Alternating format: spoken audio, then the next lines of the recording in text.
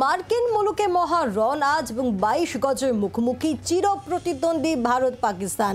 কিছুটা চাপে রয়েছে পাকিস্তান, আর অপরদিকে ভারত কিন্তু প্রথম ম্যাচে জয়ের পর একেবারে চনমনে এবং আত্মবিশ্বাসে ভরপুর। তাই আজকের ম্যাচ যে হাড্ডাহাড্ডি হতে চলেছে তা বলার অপেক্ষা রাখে না। অপরদিকে পাকিস্তানকে টিকে থাকতে হলে এই ম্যাচে কিন্তু জয় পেতেই হবে, কারণ প্রথম ম্যাচে হার হয় তাদের।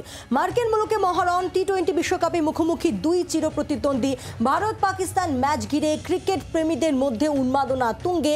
প্রথম ম্যাচে আমেরিকার কাছে হার পাকিস্তানের, ফলে আজ কার্যত মরণ বাঁচন ম্যাচ বাবরদের কাছে, আর হারলে বিশ্বকাপ থেকে ছিটকে যাওয়ার সম্ভাবনা। অন্যদিকে প্রথম ম্যাচে জিতে ফুরফুরে রোহিতরা। আমরা আরো বিস্তারিত বিষয়ে কথা বলবো। দেবাঞ্জন বন্দ্যোপাধ্যায় টেলিফোন লাইনে রয়েছেন প্রতিনিধি। দেবাঞ্জন, পাকিস্তানের কাছে যেখানে টিকে থাকার লড়াই এই ম্যাচ, অন্যদিকে ভারতের কাছে প্রথম ম্যাচ জিতে তারা যথেষ্ট আত্মবিশ্বাসী।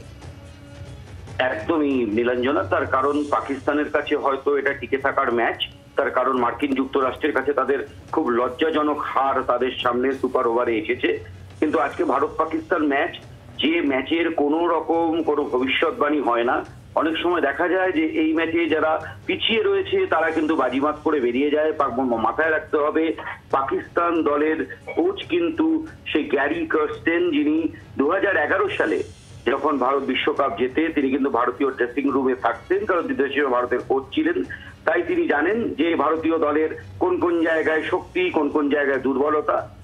সেটা একটা পাকিস্তানের পক্ষে বলা যেতে পারে এই ম্যাচের আগে পজিটিভ ব্যাপার। কিন্তু একই সঙ্গে ঠিক যে রোহিত শর্মার ভারত কিন্তু বলা যেতে পারে টি-20 ক্রিকেটের অন্যতম শক্তিশালী দল, এবং ভারতের যে ব্যাটিং বোলিং শক্তি রয়েছে তারা কিন্তু প্রথম ম্যাচেই তার পরিচয় দিয়েছে আয়ারল্যান্ডের বিরুদ্ধে।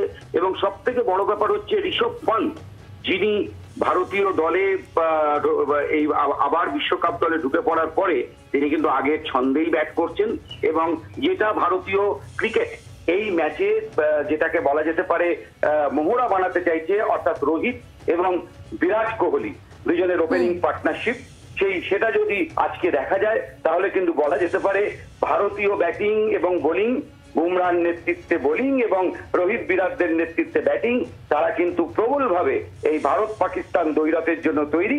এই ম্যাচের কোনো ভবিষ্যৎবাণী তো করা যায় না, কারণ এই ম্যাচ 50-50। তবে নিঃসন্দেহে মানসিকভাবে এই ম্যাচে কিন্তু ভারতীয় দলই এগিয়ে থেকে শুরু করবে। বাংলার আওয়াজ, বাঙালির আবেগ, জি 24 ঘন্টা।